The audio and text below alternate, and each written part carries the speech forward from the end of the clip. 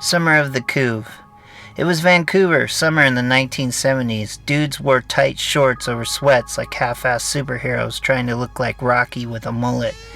Everything smelled like new development hot bark dust, and you could never get those little brown slivers out of your hands.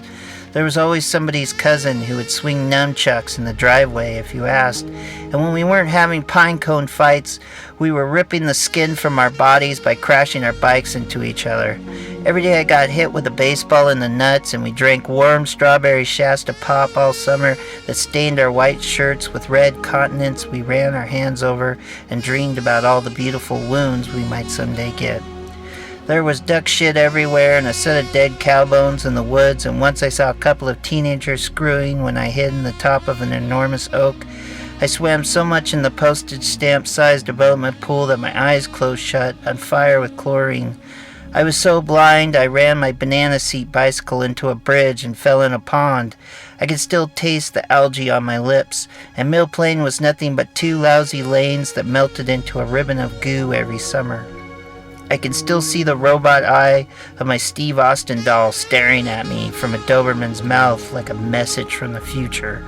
I used to beat dogs back with my bike pump, choking with the newsprint stench of my canvas Colombian bag, all knees and balance, heading to the house that smelled like pee to collect $3 stupid. Then Mount St. Helens blew up all over the damn place, and I crawled up on my roof and gaped in wonder at the lightning bespeckled gray column of death. Then calmly I walked back into the house, woke up my parents, and went back to watching Kids Are People Too on TV.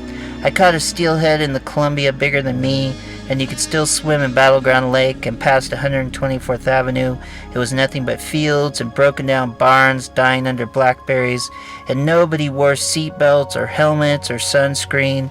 We were all burnt to nothing but a bunch of red peeling, writhing mosquito-bitten, knee-scraped, tube sock wearing cul-de-sac kickballers with giant goody combs in our back pockets.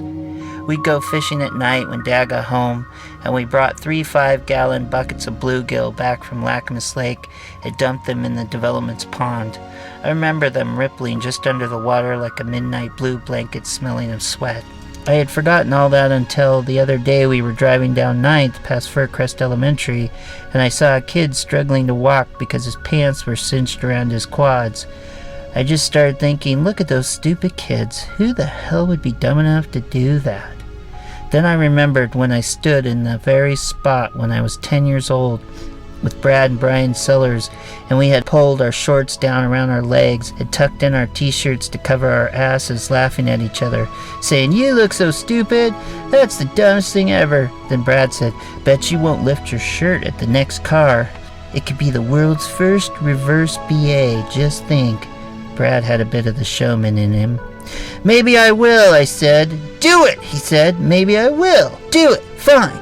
Fine." I guess I figured this was my golden sparkly moment to enter the rarefied air of the coolness pavilion of kiddom. So I lifted my shirt and flashed my small stupid butt at the next car coming down the rise. Now I don't know why. I didn't notice the make and model of the car, but when the car screeched to a halt beside us, I recognized it then. And there was no mistaking the person who got out. My mom. She pointed her finger at me. At first I thought it was a gun.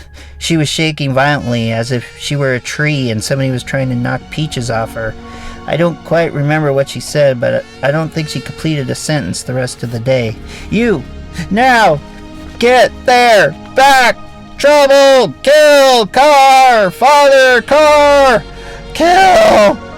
I wonder how long it took her to recognize my little puny rear end. Was it instantaneous? Did all those diaper changings, all those baths give her a 6 sense where she could pick my butt out of a crowd from 100 yards away? Was it like radar, like Astar? Or was there a brief moment when she merely thought, look at those stupid kids. Who the hell would be dumb enough to do that?